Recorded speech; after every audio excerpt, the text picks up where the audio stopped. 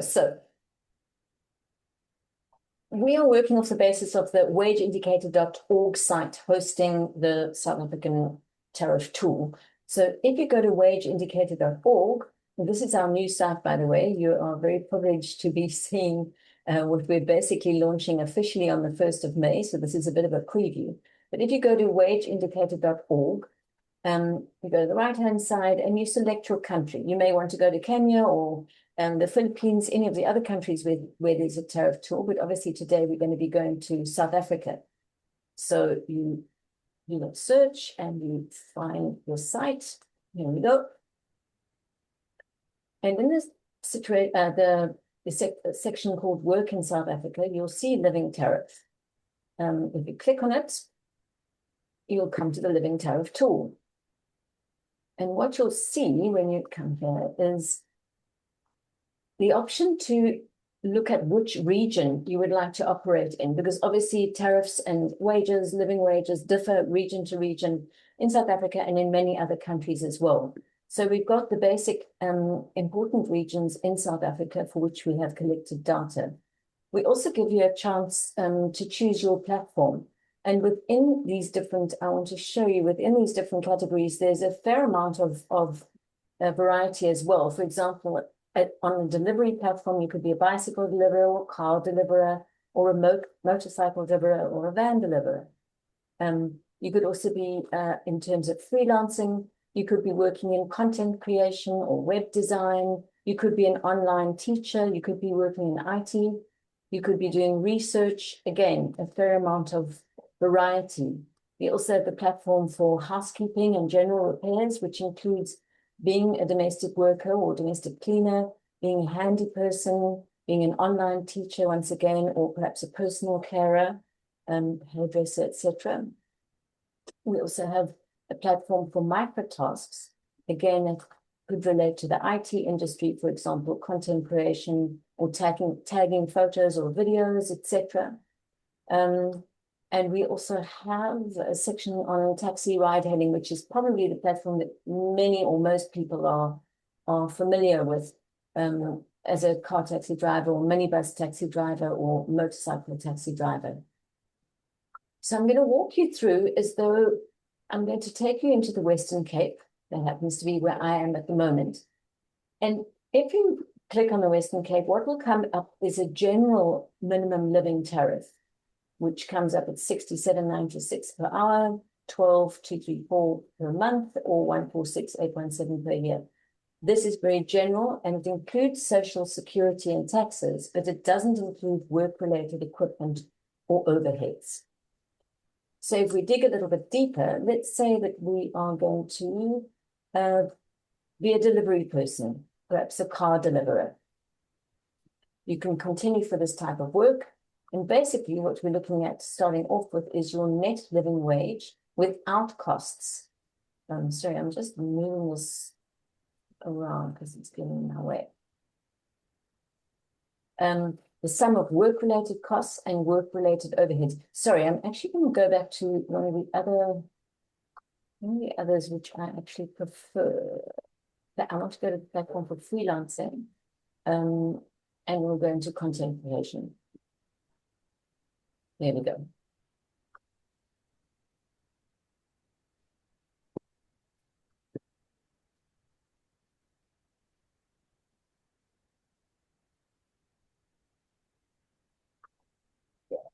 Let's go.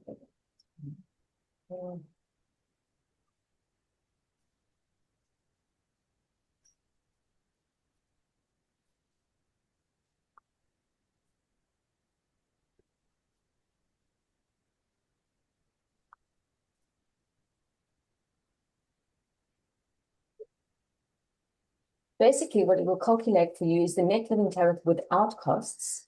Then there will be the sum of work-related costs, and then work-related overhead time. Overhead time means work that is not necessarily paid for, but which you need to factor into your calculations, such as if you're a driver, your waiting time, waiting for lifts that are going to come, or perhaps doing maintenance on your work. Then what is added in is the cost of income taxes and social security. all of that is added up, and basically what you'll get is a calculation per hour and per year.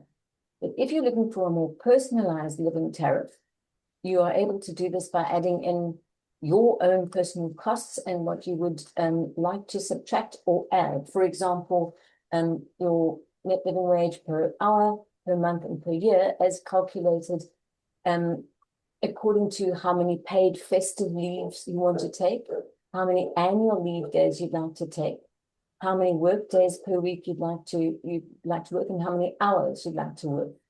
Based on that, you'll get your calculation of how many days per year and how many hours per year you will be working. Again, you can personalize that even more by looking at your work-related costs in terms of maintenance, etc., for, in the case of being a driver, your fuel or insurance or repairs, etc., even clothing that you may have to wear while driving. And there may be other miscellaneous work-related costs as well, perhaps the cost of your cell phone, perhaps you use a laptop, etc., etc.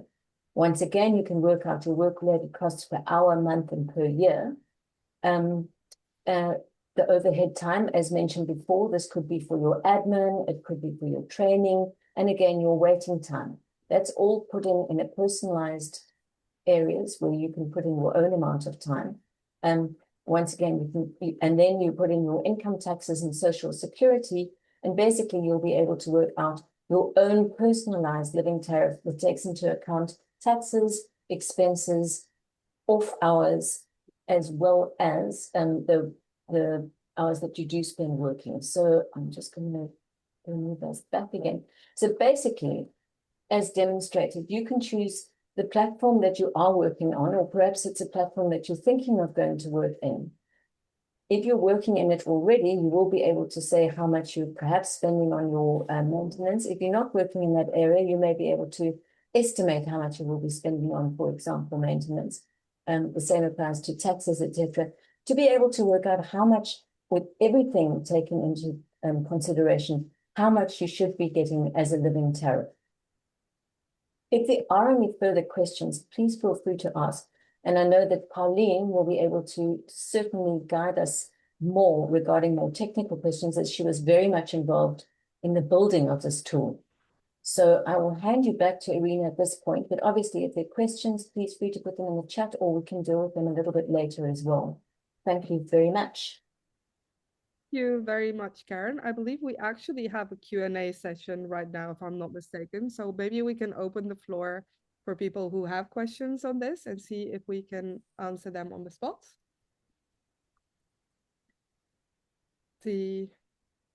Well, let me see which questions are there. There is one with a bad network, but that's well, everywhere in the world, always the case. Someone says it's well, that was me basically. So Karen, if you quickly can go back to your very first screen of the Living Tariff of South Africa, because then you can see that the tool is built up as such that it's cool for any platform worker, gig worker in the world, and in this case for South Africa. But it also tells you quickly what is the living tariff for a self-employed. Regardless, so for any self-employed, that's the basis. On the basis of the basis, you have these, let's say, unique categories of workers, let's say the translators, the content workers, the riders, the taxi drivers, etc. And these are many more frequent in the platform economy, but the self-employed level, that is where you can focus on. And we might ask Karen whether these numbers per hour, oops, go back. You have that. Where would you like me to go to? Only select only your a region. You're in Western Cape, right? Voila. So this is the tool is as such that you always first you select your region, and of course, cost of living relates to region. That doesn't relate to your occupation. That comes after. First, your region, and these numbers they show you what you should make was your job per hour, per month, and per year.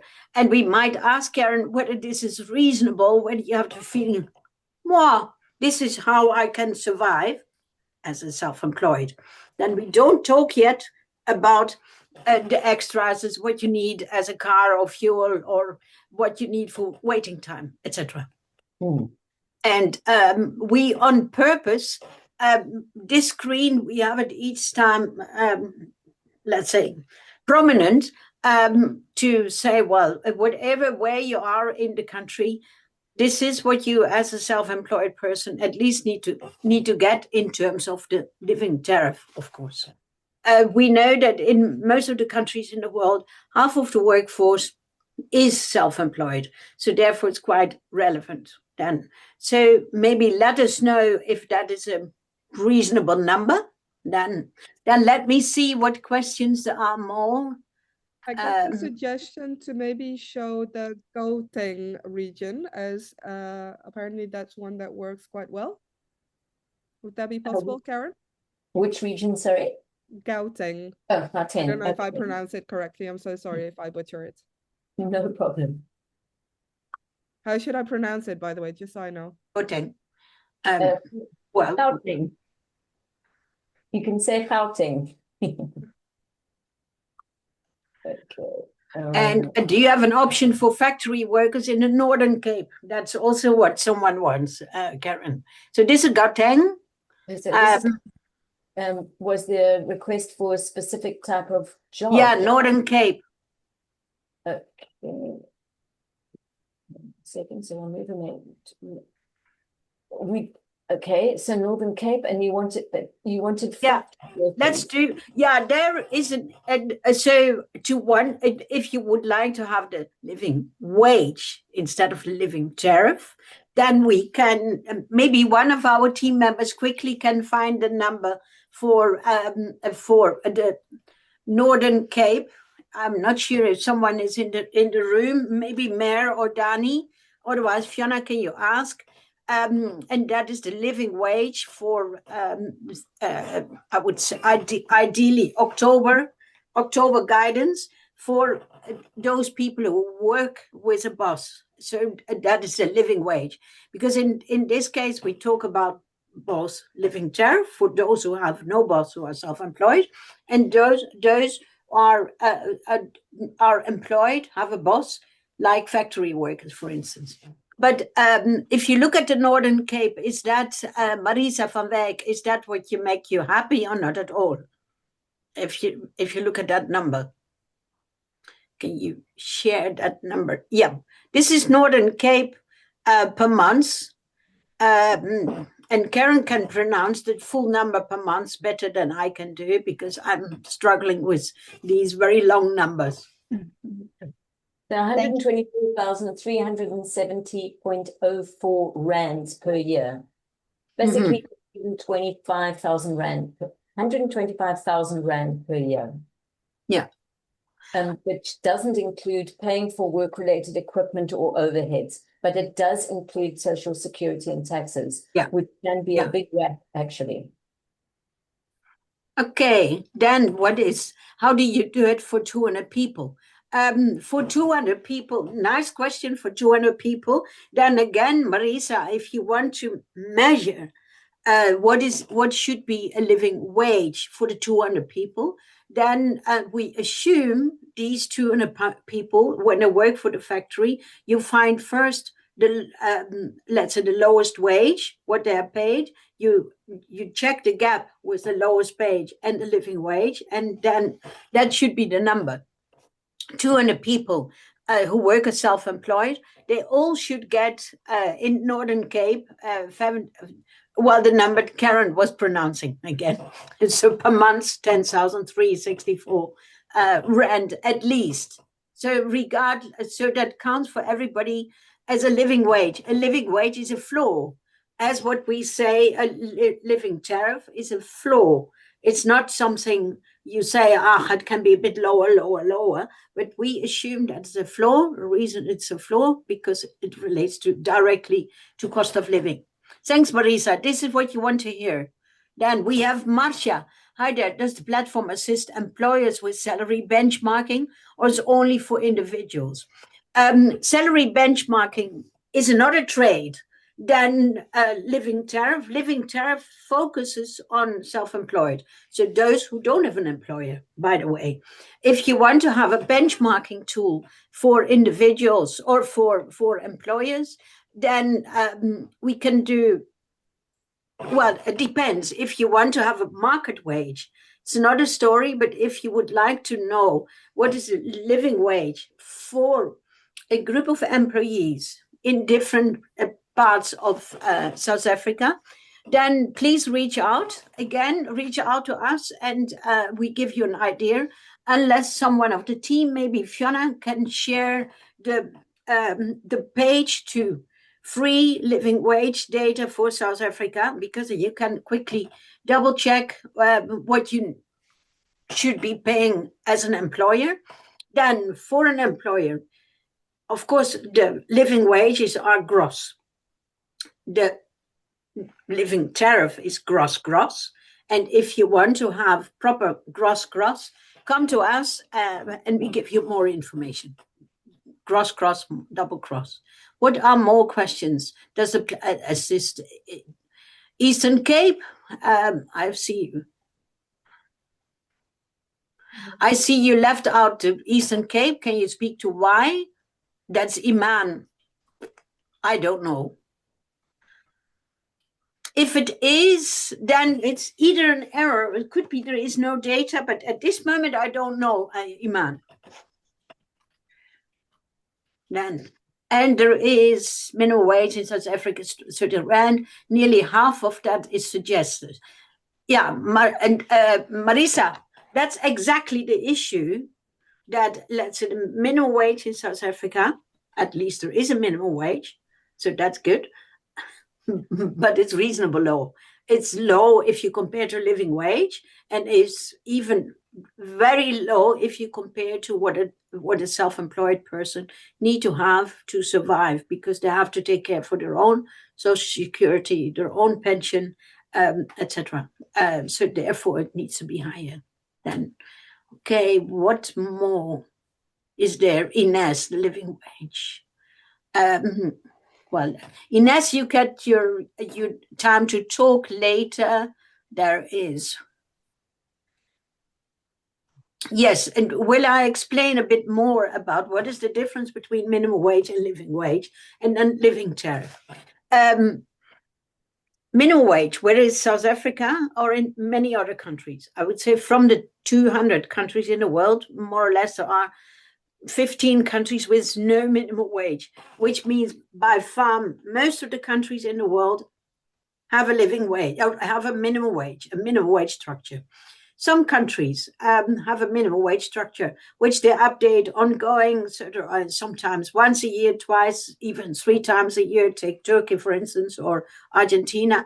They update their minimum wage. Some African countries, they don't update that much, but at least if there is an update, it's good. South Africa is updating, but it's pretty low. It's seen as pretty low, what we know from quite a lot of people. So there's the minimum wage. Minimum wage is legal, very often set by a wage board in a country. Sometimes trade unions are involved, sometimes not at all. Minimum wage is also pretty political. There is a suggestion that it relates to cost of living, but very often, or we see almost everywhere, it's below, let's say, prices are going up. That's why people have the feeling minimum wage is too low. Then you have living wage. There is a living wage movement around the world. I would say that's already there since 2010, where big firms, but also UN organizations, step by step say there should be a living wage because minimum wage is too low.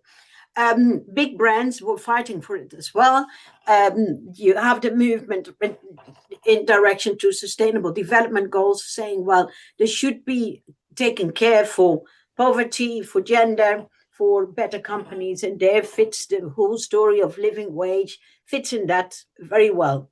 over the last couple of years, you had in Europe, I'm from Amsterdam, in Europe, you had quite a lot of directives referring to living wages as well.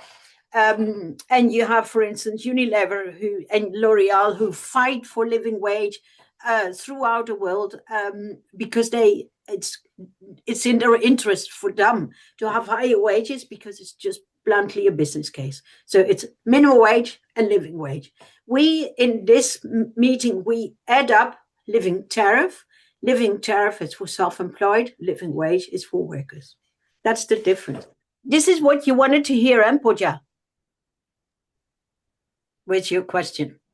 Yes, thank you.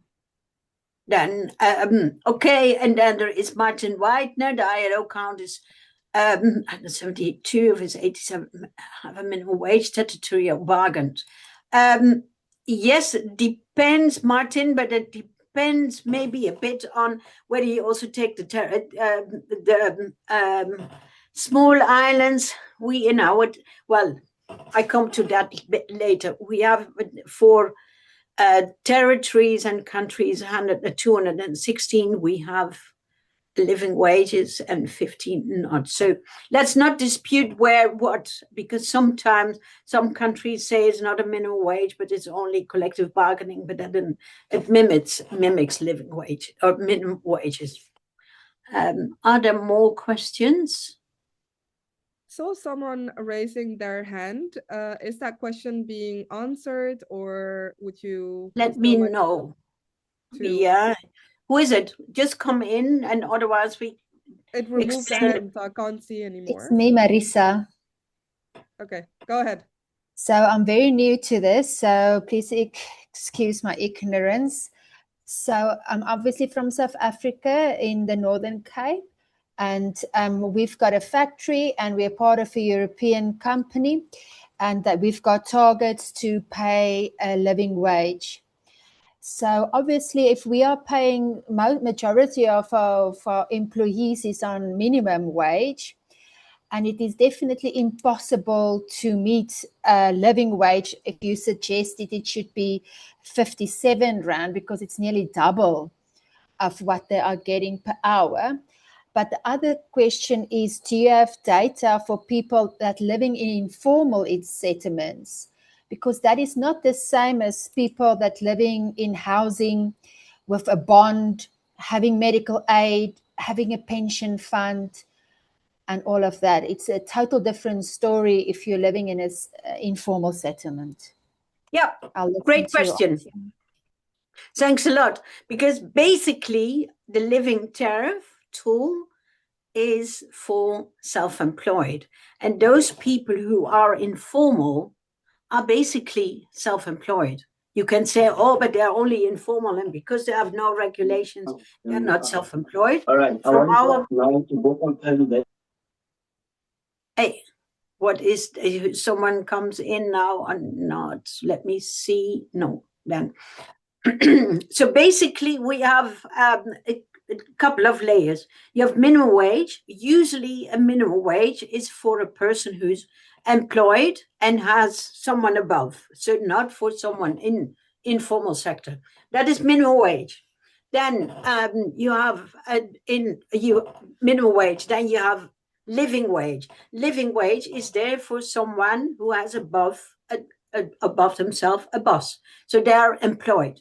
Then you have living tariff is for those who are not employed. So they have to take care for all their social security themselves. So you can say someone who's self-employed is the same as someone who works informal. And informal in this case, so they might have a job today, not tomorrow, after tomorrow. Sometimes there is someone who says, well, I want you to do this, I want you to do that, but there are no regulations in terms of social security and pension.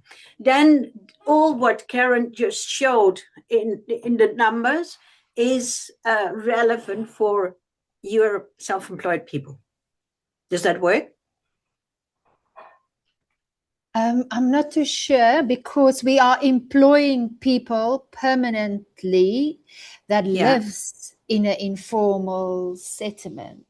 So they don't work for themselves. they work for us. Yeah.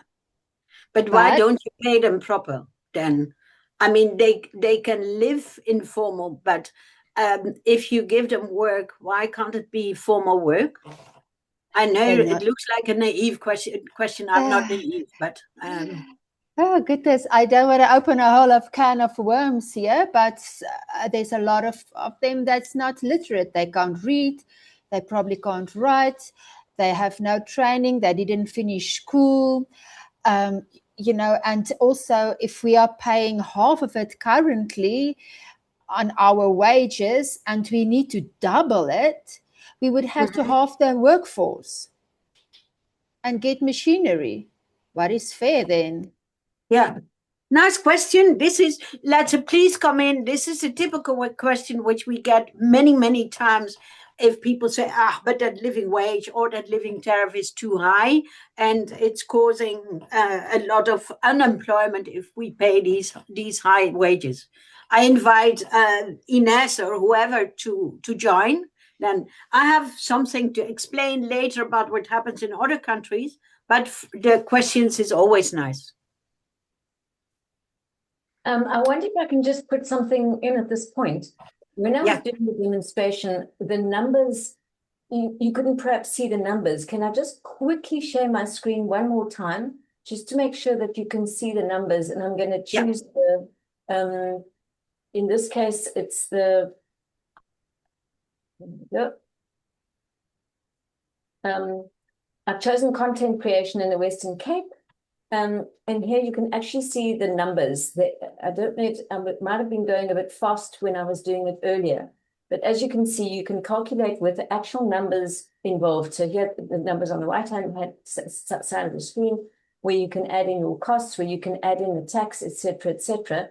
And if you'd like to personalize it more, you can take it, you can add or subtract your days and your costs, etc., and arrive at a figure at the bottom that once again is per hour, per month, or per year. I know when I was showing you earlier, I possibly was going a little bit too fast and you couldn't see that the numbers are there, but believe me, they are there.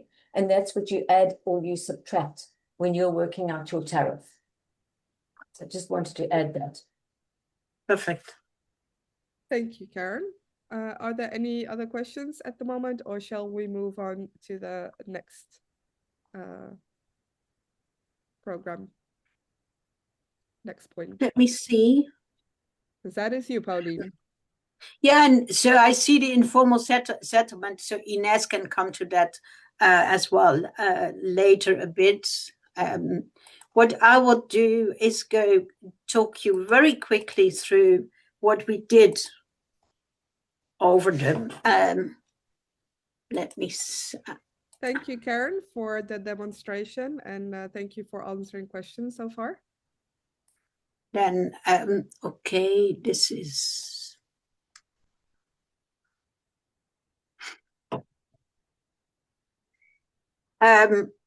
okay, and let me see if I can make it smaller again. No. Then, this is, let's say, the launch of the Living Tariff Tool in South Africa is one of a big series of launches, because we had one, let's say, in Pakistan, in Indonesia, etc. The reason why we wanted to do it is because you have worldwide, you have a hell of a lot of people, let's say half of the people working force in the world is self-employed, and many of them are gigs. So in the growing gig economy, you have millions of people who work that way. In Global North, there is a discussion that gig workers need to have more rights, or maybe should be employed instead of just being self-employed. It's exactly the reason that the ILO also comes with a platform directive at the moment, which is very interesting. Then, but in Global South, a gig economy is more encouraged as well, as a way to finally finally we have a job. We don't care whether it's a good job or a bad job. At least we have a job. We as Wage Indicator have been seeing this and said, well, whatever what happens, if you are employed, you have a minimum wage or you can have a living wage. But when you're self-employed or just a gig worker, you also need to at least to understand that your income should be enough to pay for Social Security and pension. And this is a kind of, let's say, revolution, because many people in the world would say, minimum wage is enough or living wage is enough. And then we say, no, it's not true. A living tariff is enough because a self-employed person is taking care for their own. Very often, also in Global South, we had it in our team as well. They said, but these people are anyway informal, so who cares? And then we said, well, we care because when you're informal, you still need to have a pension, or still need to be able, when there is no work, to have put some money aside to survive for 1 or 2 weeks or so. So it's not that when you're a gig worker, when you're self-employed, you don't need anything. Of course, you need the same rights as someone who's employed. So that's why we said, well, it's good to develop a living tariff instead of only a living wage. So next to living wage, we have now a living tariff. For farmers, we bring a living income.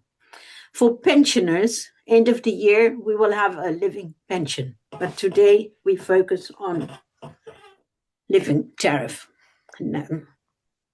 Living tariff, we are very aware of that the amount which we show is not what most of the employees or most of the self-employed gig workers will get, but hopefully at least they have insight in it and step by step can get it. So the Living Tariff Tool is there as well for self-employed level, as what Karen said, and to show with working occupation-related extra cost what then is what you then need. That international launch we did 2023 together with GIZ, by the way. We did a launch in Indonesia 2024. Nice part of Indonesia now, is quite successful there, and they made their own little tools as well. So different platforms said, well, but we wanted to have it with a calculator more specific for our group. So highly successful, I would say. Then in Pakistan, we did it in February 2024. Another time there, we had first a big discussion whether Pakistani anyway needs something extra than a living wage. Living wage, they thought was high enough already. So living tariff, what for?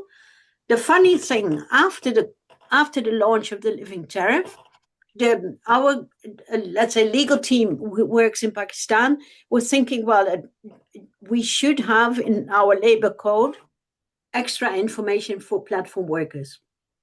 And 6 weeks ago in Punjab, they were able to fix this thanks to the Living Tariff Tool and the Living Tariff Tool launch. So the success of such a tool is not per se that individual workers say, what is my, let's say, lowest living tariff, or what should I get when I have a taxi? But it's also opening up minds for lawmakers. So that's quite successful. And in Kenya, we had the launch also in Feb 2024. Successful, and it's still working there as well, so you can see it. All tools which we have are always up to date, by the way. We did, next to, let's say, the launches everywhere, we had a big launch in Oxford as well in 2024.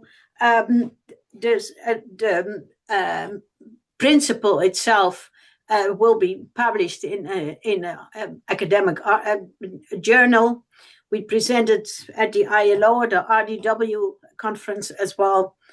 What more, I would say, is it successful? It's not successful if you see, because we try to sell it as well to platform companies worldwide as a principle to pay their workers, their gig workers, a living tariff.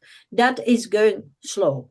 And there is a simple reason for it, because the numbers are reasonable high. And then they say, well, we can't afford it, which is absolutely nonsense, because if they employ these people, then they also have to pay them Social Security and pension. Well, we will continue with the tool, I would say. We will present it at the ILO conference this June. We will present it in September another time at the big ILERA conference in Asia. Well, that's how we do it, I would say. So it's quite a lot of presentations which we have. And I would say thanks to Puja for pushing us each time that, yes, the tool is used. Thanks a lot for it. Over to Irina. Sorry, Irina, if you allow me to say, somehow I'm getting a reputation of being the pushy one in the round. But then I have to also remind and push Pauline to share that this tool is also available for India. And at the scale at which we are using it in India, it really changes the game significantly. So back to you, Irina. Thank you so much, Puja. I would like to hand over the mic, the virtual mic, to Iman and Ines, who will explain a little bit more about the importance of this tool for South Africa. Go ahead, ladies. Thank you very much, Irina. Iman and I agreed this morning, because we have limited time, that I would give the commentary, and she's available to give to answer questions. And of course, also, if I leave anything important out, Iman will come in and add to it.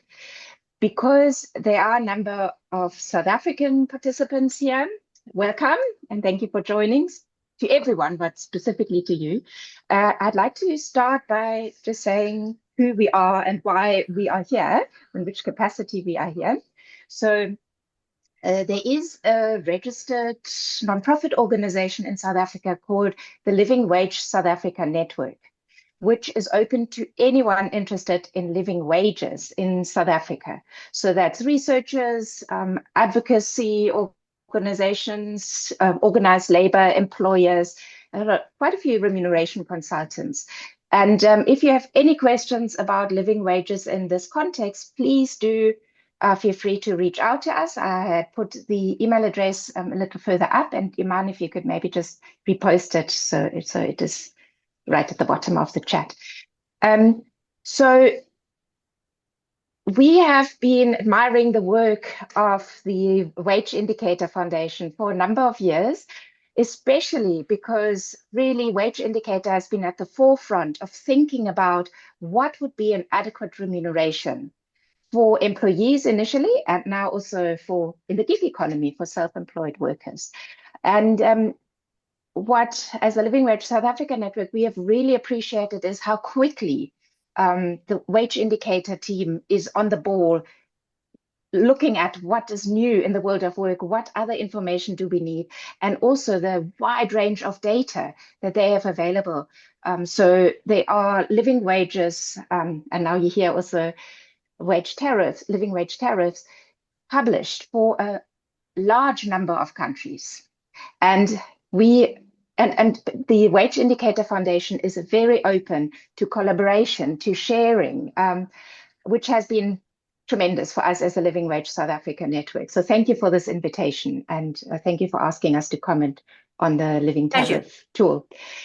Where we don't, I wouldn't even say where we disagree, but where we agreed that we use different methods, even though we have the same goal, and that we can still work on the goal, is that we use a different method in determining the living wages. And at the moment, the Living Wage South Africa Network doesn't work on wage tariffs. So we don't have those numbers. We can only deduct them from what we have for employees.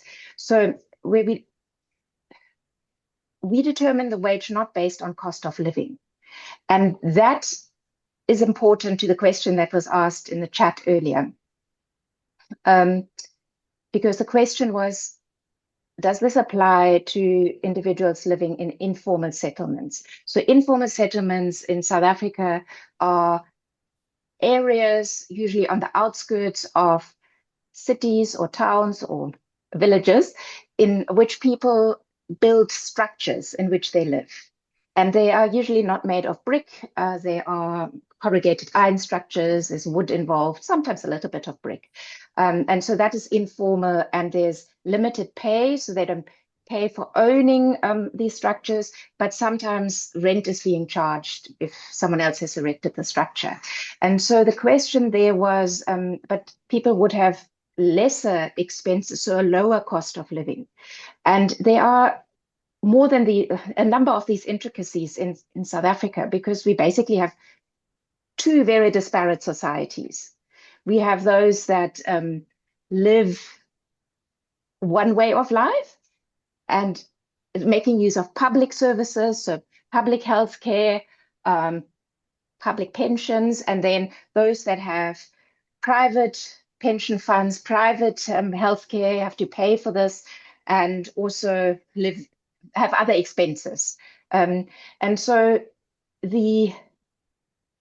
what we see as a challenge with the Living Tariff Tool is potentially how that is accounted for. And that might have been your question, Marisa. However, what is important when it comes to informal settlements is that a living wage and living tariff is defined as an amount of money that is received through work, which allows individuals to live a decent life, a humble life, but a decent life. Of course, there's scope to say, what does that mean? It might vary widely, but the question is living in an informal settlement structure a decent life? And that is why we use a different method, because who determines if it is decent or not? Who determines what other aspects of life are decent and not? And so this tool, the Living Tariff Tool, is based on that. It's based on cost of living, and it is based on decisions, informed decisions being made about what cost of living needs to be covered in order to live a decent life. Whereas as the Living Wage South Africa network, the approach is to say, people, it is subjective what a decent life is. Someone in an informal settlement might feel that they have a decent life. So therefore, who are we to impose to that a decent life is A, B, or C?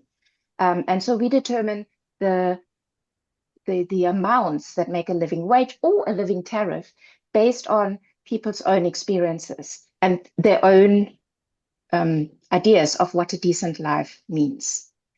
And in South Africa, if you just look at the amounts are much higher than what the wage indicator amounts are. Now, I know it was mentioned in the chat also, but this amount in the Living Tariff Tool for South Africa is more than double the minimum wage. Well, that is actually still less than what we would say it is. It is about close to 3 to 4 times the minimum wage. That would allow South Africans to live, on average, a decent life based on their own perception. And so my response with all this context on the Living Tariff Tool is, I think it is fantastic. We need to look at this sector where people are self-employed. And Pauline, as you said, in many countries, the majority of people are self-employed. And how much would they need to get paid? And it is fantastic that it is so flexible, that we can look at different expenses being included or not being included. And again, that there's a comparison between different countries. Where I would draw caution, though, is that I think the amounts would likely not allow for a decent life in South Africa. So it could be a good starting point for individuals who are looking at being self-employed or going into this form of the economy, and then to say, is this realistic? Can I live off this amount? And then to say, if it is not realistic, how much do I have to earn as an hourly rate? So I still think it is a very good tool to set a standard for myself. And it's a very good tool to create advocacy work, because we still often don't consider what does it actually mean for the human being that I employ if they're getting paid this amount. So we say, oh, they're not very skilled and therefore they can't get this amount, or they don't need that much money, or the transport costs are high, or we're already covering transport and giving groceries. But what does that mean for that person's dignity? And I think that lies at the bottom of it all. It's the question, do we support people's dignity through the wages that we pay? Or do we contribute to stripping people of their dignity through the wages that we pay? Hello? And that's really where I feel the Wage Indicator Foundation Hello? is making a big difference. Thank you. Sorry. Back to you, so Irina. much, Ines and Iman.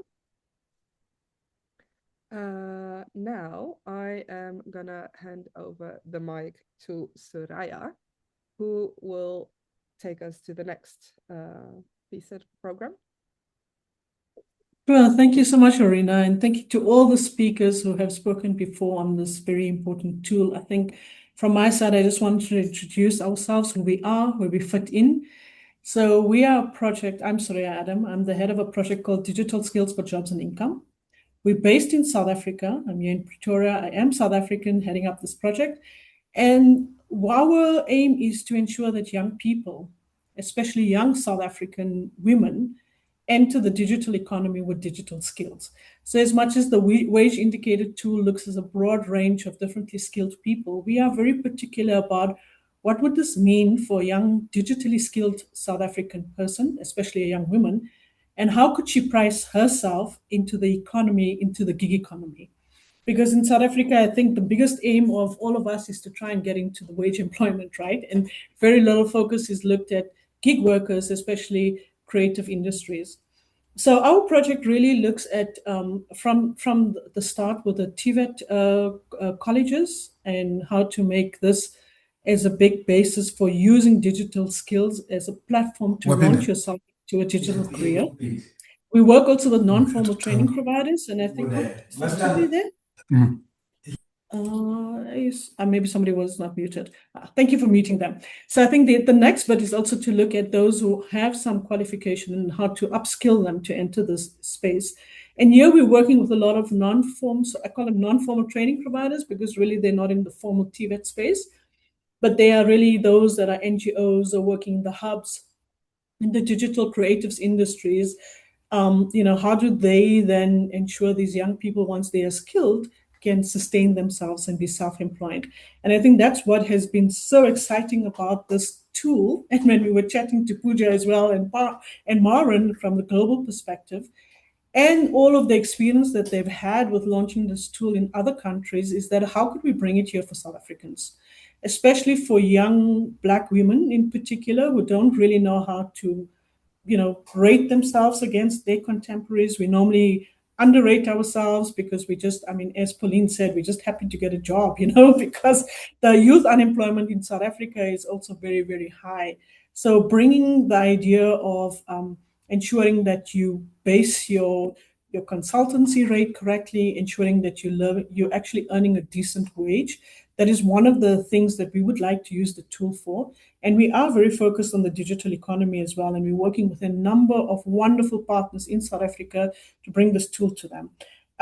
We are also, obviously, as I said earlier, looking at promoting young women. How do they sustain themselves? Because we also know that our young women are sometimes the single mothers. They've got the social burden on themselves. They are the breadwinners.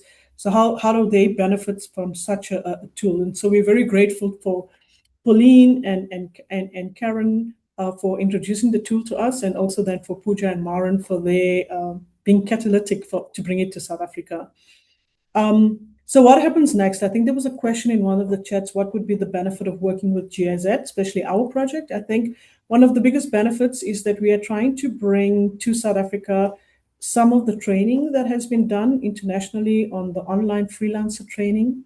So to help the digitally equipped hubs on this training, to make the training material ours is South African, to bring South African examples into the training material, and to ensure that as you have a qualification, how do you actually navigate the online freelancer space? Because it sometimes can be daunting.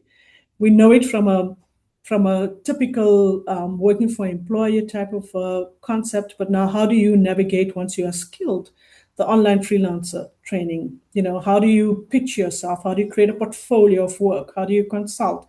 How do you, in fact, add on to your skilling? Because that's the other most important thing, is that you don't just skill once, you've got to keep on adding on and having lifelong learning. So our aim to work with partners in South Africa is to bring the training material here, to ensure that it becomes yours, and to ensure that you can use it and roll it out to help your alumni, to help your students to actually get that sort of training to equip themselves to enter the gig economy, because that is one of the springboards that we are using in South Africa to try and solve this huge unemployment rate that we are dealing with. The other bit, of course, is the policy side of things, that we also want to support our presidential youth employment initiative here in South Africa on how they could work together with partners to develop policy on fair work, on decent work, so that we're covering also this point that, I just don't get a job, but I'm paying decently, I'm getting fair work. So these are all the aspects that we're working with as our project. We are focusing on 5 career pathways, really, because they are the most in-demand skills in South Africa. And these include cloud computing, cybersecurity, the digital creatives industries, data analysis, and software development. But of course, the wage indicator tool is much wider, as you saw from the presentation as well. So it could be used in any sort of setting, not only to price yourself for the digital skills that you have. So this is the exciting part for us as a project. How do we bring it here to South Africa? How do we make it our own? And how do we ensure that it's sustainable as well and that it's used? So I hope I've just given you a little bit of something to whet your appetite. If you are interested to work with us still, we are very happy. We will be rolling out the training in the next few months, as well as working very closely with our colleagues to ensure that these tools also are accessible and available and are showcased. It's a tool. It's something that you can use. It's not a must-have. It's not something that you have to use. So it's an indicator. And like Pauline also keeps exaggerating and emphasizing that it's an indicator. So you know how to price yourself. If you're self-employed, it gives you some realities, right? Because that's the other thing that you don't have. If you want to enter self-employment, you don't know, for example, how to cater in cost of travel, your medical, et cetera, et cetera. We're just thinking about the skilling side. So I think it's honestly, a wonderful tool to have. We are very interested to bring it to South Africa. We are very curious to see how it lands, and we will be really looking forward to working with all our training providers and implementers and those in the gig economy to actually use the tool, see how it works, and to give us feedback on it. Back to you, Rina, and happy to take any questions if there are any. There are, actually. I was about to mention this to you. So there's a question from Millicent. Maybe we can cover that one first. Sorry, reception, the reception adoption. Okay, so I think here we are launching the tool. So I think we will hear about the reception of the tool as we go with the training providers on how it's been adopted and how it'll be taken up. So I'm curious about that. No, so we don't have any evidence of how it's been taken up here, but of course, Puja and Pauline have how it's been taken up internationally with the other countries. So our idea is to launch it, to roll it out, and then to get feedback on it. I hope I've answered your question, Millicent. Okay, so Tabile has actually been one of our partners. Okay, great. So there's potential to be there. You know how to reach us if you've worked with us. In fact, you probably worked directly with my colleague December, who is not on the call today because he's somewhere in the bush, so the network is not so great. But definitely reach out to us. We are really, really very happy to roll it out some more and to see how we can collaborate with you. And Lisema actually just joined the call. I don't know how good his connection is, but he did. No, that's fine. His connection is going to be pretty bad, but it's fine. I can field all the questions and he can come in as and when needed. But I think the whole idea of launching the tool now is to look at bringing it to South Africa and seeing what it means for us and our beneficiaries. Soraya, something very simple for you. As soon as you start a training, then the night before, you can always reach out to us and say, please give me also the numbers with not in the tool, but next to it, just in an Excel sheet. Because then if you say, I don't understand the tool, or maybe it's too difficult for that person, so then you just have the numbers. Then reach out and we help you out. I give my email now, and that might help sometimes. Well, in other countries where sometimes we're our team members, so they did the same. So in this case, when you start training, get the numbers as well. Have the tool plus the numbers, and you feel free. Thank you.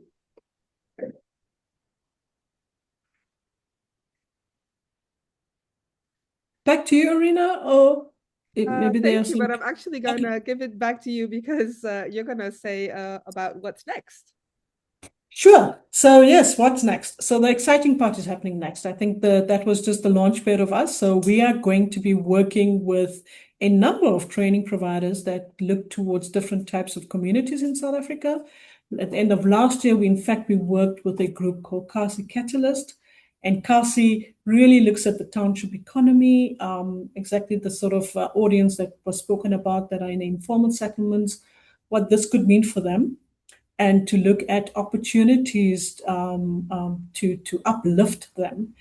Because usually in South Africa, and maybe I'll geek out a bit and give you a bit of an overview. I mean, these sort of informal settlements could be feeders into the urban and into the formal economy as well, because they located at the edge of cities, but they're not so far away that these young people can't enter the formal economy as well. So it's always been my bugbear of how to create these as feeder systems. But be that as it may, with Kasi Catalyst, what we did is look at the rural spaces, the informal spaces, and to see how do we upskill these young people with the OFT training. So that's what we want to roll out over the next few months. We're going to be working with an implementation partner to bring it to South Africa. The first step is to ensure that we train master trainers on the training. So obviously the route of train the trainers, ensure that the master trainers are familiar with the content of the program, and then they can start customizing the program with their own examples and their own different training initiatives or curriculum that they offer.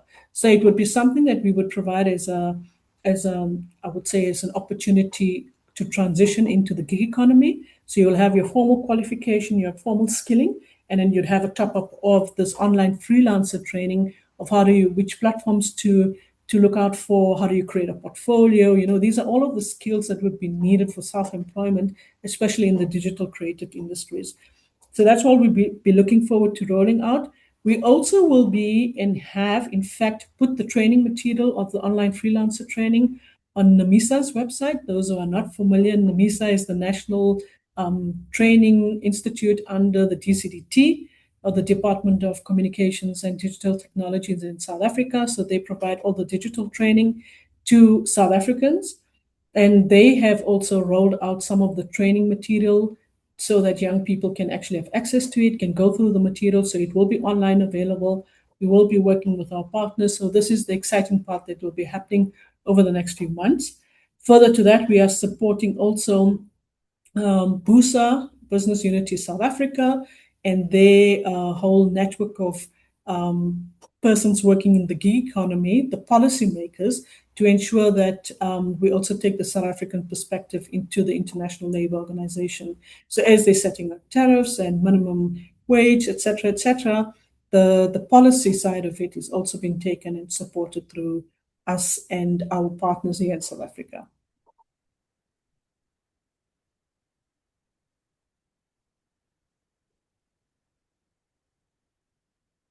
It's still a question for you, Soraya. Okay. How does one qualify to be part of the training?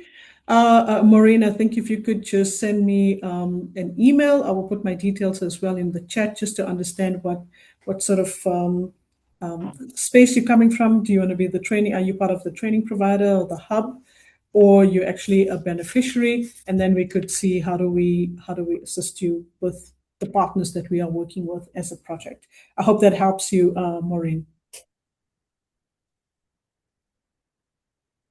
And maybe we can open the room for a few questions before we go over to Puja to do the wrap up, which is not the wrap up. Yeah. So if anyone has any questions, please feel free to raise your hand or type them in chat, so we can cover them.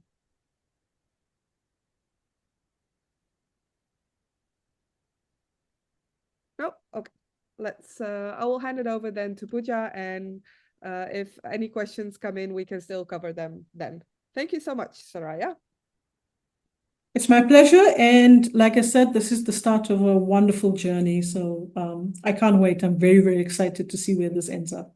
Thank you so much. Thank you, Puja. Thank you, Maron, and all the wonderful people who have been part of our journey as well. Thank you so much, Soraya. Thank you so much, Irina, and everyone involved. As you rightly said, this is not a wrap up, but this is actually asking the question, what next and where next? So as we've seen, we've built the Living Tariff Tool with the WageIndicator Foundation as evidence-based data-centric tool so that it offers the policy stakeholders as well as the workers and their allies a starting point. It's not the end, it's the starting point. But when we've seen the global applications, we've also seen the real truth is that as gig economy and freelancing is growing, it also sits within a tension. The tension that flexibility creates opportunity, yes, but without any benchmarks, without any guardrails, this flexibility also quickly becomes a race to the bottom, where the people who are behind the technology that we use on a day-to-day basis are the ones who are discriminated or not paid their fair share. So we've heard a lot about how average self-employed online freelancer absorbs a lot of the costs, the fuel costs, time costs, cancellation costs, even the risks of non-payment. Yet some of these pricing concepts that we heard rarely reflect the reality in which they operate. They operate in the reality of energy crisis. They operate in the reality of digital costs going higher, internet being expensive. They also operate in the reality of not knowing how to find their first gig or how to actually assemble all this knowledge that they have gained as part of the gig economy into helping them finding their next move or their next career or their next job. So the problem that we are really trying to solve together with Soraya's team, together with Pauline's team, is not just a data problem. We are trying to solve a problem around fairness and transparency. And so if I was to ask you, or I was to give you three key takeaways from not just from this webinar, but from the entire project, is first, knowledge is power, and so is the ability to price yourself correctly. If we were taught, imagine, go back to your time when you were a young learner, when you were a student, if you were taught in school what your time and your skill is worth, it would really change the way your career and your trajectory today. Second, context changes everything. Yes, we are talking about living tariff as a universal global concept, but it changes from country to country. We've already seen, we've implemented it in 6 countries, and we've found that a fair tariff must reflect the local realities, the costs, the risks, and the income pressures, and not just be based on global averages.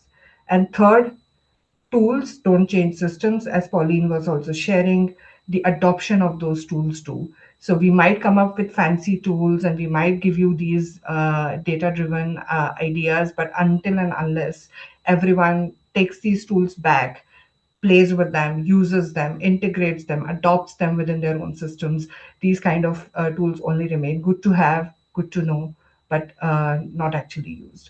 So if I was to give you my final thoughts, also very emotional because I've been involved in this project from day one. As a digital strategist, I will often host a lot of futuring workshops and ask this question. And now I ask this question to myself. So if I was in 2030 and South Africa has emerged as a beacon of fair pay for gig workers, what have we done well?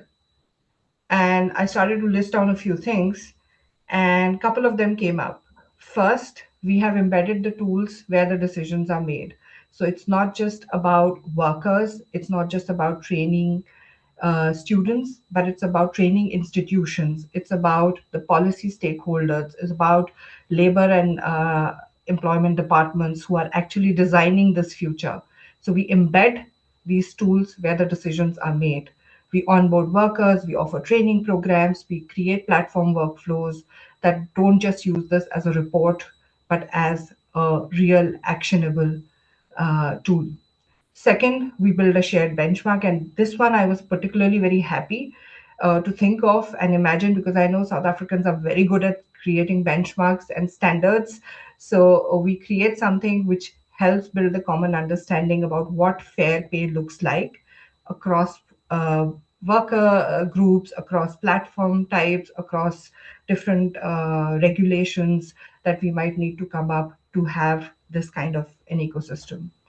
Third, we use this tool as a starting point for negotiation, for transparency, but not for regulation to put people in a box or to curb innovation. So that's where I think most of the times the platforms become hesitant to adopt tools like this, because they think that it curbs their innovation. But no, it helps build visibility and it helps improve the bottom line. I mean, I'm from a private sector background, and we've always used to argue this with the CEO, that your bottom line is your top line. So the happier the people are who are working for you, the better your results and your profits would be. Then the lastly, I feel personally very important is the worker awareness, because such a tool not just helps in the recognition and the value of the skills, but it also helps build their confidence, participation, and impact. And we've seen this in the various mentorship and peer learning programs, especially for women that we've organized, that as soon as you start to talk to them about these resources, they start to imagine themselves as part of a workforce. The invisible becomes visible, and therefore these are the kind of actions and impacts that we can actually have with just a simple tool like this. Lastly, if minimum wage defines the fairness for employment, then I would urge you all to look at living tariff as a potential benchmark to define the fairness for self-employed. But it can only be possible if we choose to act on it, and if we just don't limit ourselves to the fancy workshops or discussions that we tend to have. So once again, thank you from my side. It's not a wrap up. It's just the call for the next step and the next actions. Thank you so much, Puja. Thank you, everyone.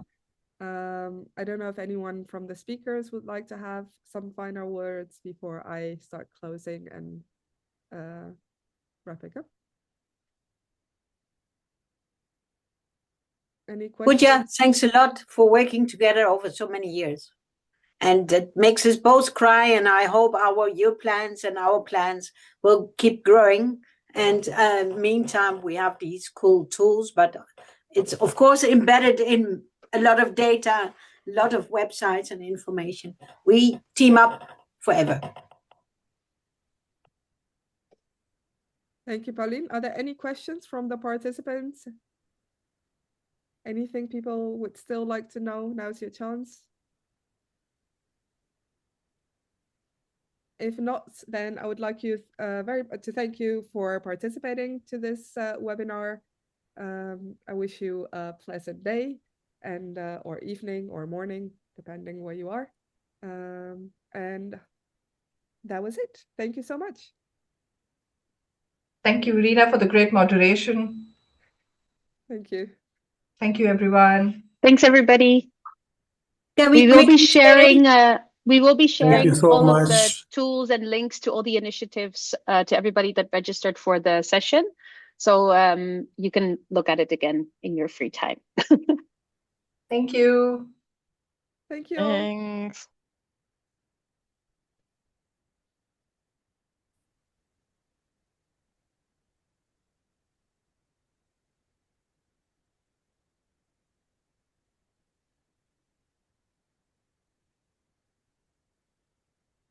Shall we stop the recording, Fiona? Yep.